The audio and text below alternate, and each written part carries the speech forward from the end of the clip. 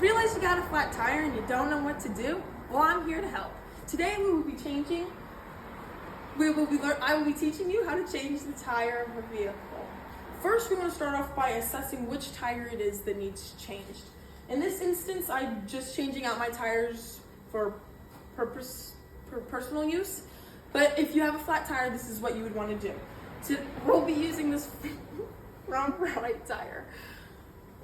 Once you've assessed which tire needs change, we need to acquire the tools needed to change it. We're going to need a jack, a lug nut key, and the replacement tire. Most of these items can be found in the trunk of most modern vehicles. I'll show you what that looks like. Okay, now that we're in the trunk, you want to locate a tab that pulls up the floor of the trunk. Once you've found that and you've pulled it up, inside you will find your spare tire, your jack,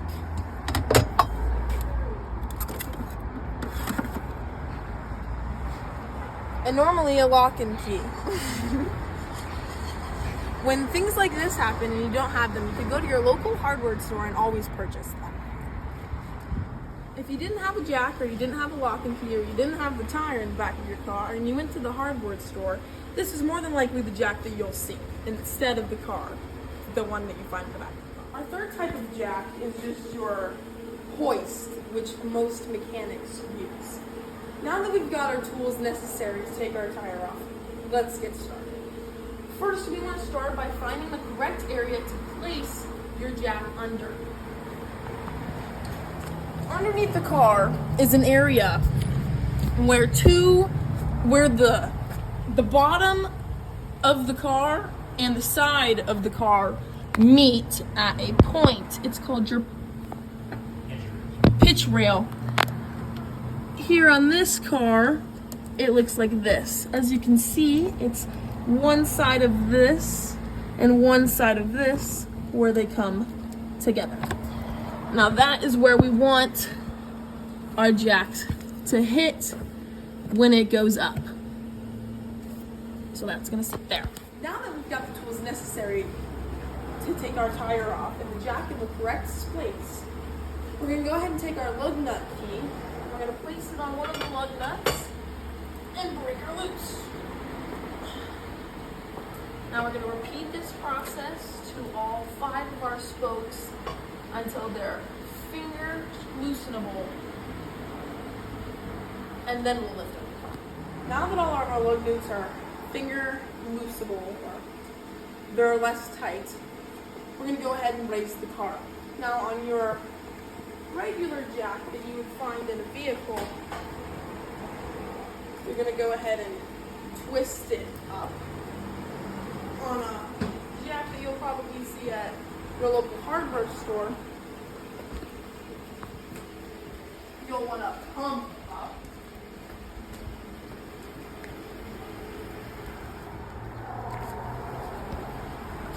And this is an up and down rather than a side to side. On the hoist that I'm using, it's just a button. Now that our problematic tire is off of the ground, we're going to go ahead and take these, I guess we don't need this. Go ahead and twist these the rest of the way off. Make sure to place them in a safe area, as you will need them again. Do not lose these lug nuts.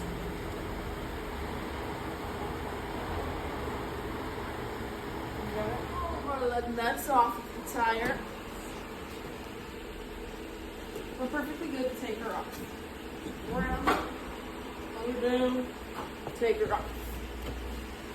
Now, if it's a pop tire and you've got a new one, you can discard. Otherwise, if it's a pop tire and you've just put your spare on, I would suggest putting it in your trunk to see if it's fixed. In this instance, I'm just replacing my snow tires with my summer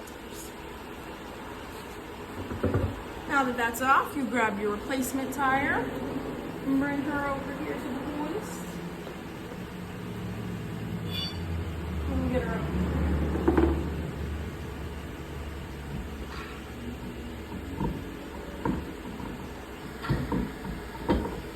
Once she's on, we're going to go ahead and put our lug nuts in, finger loose.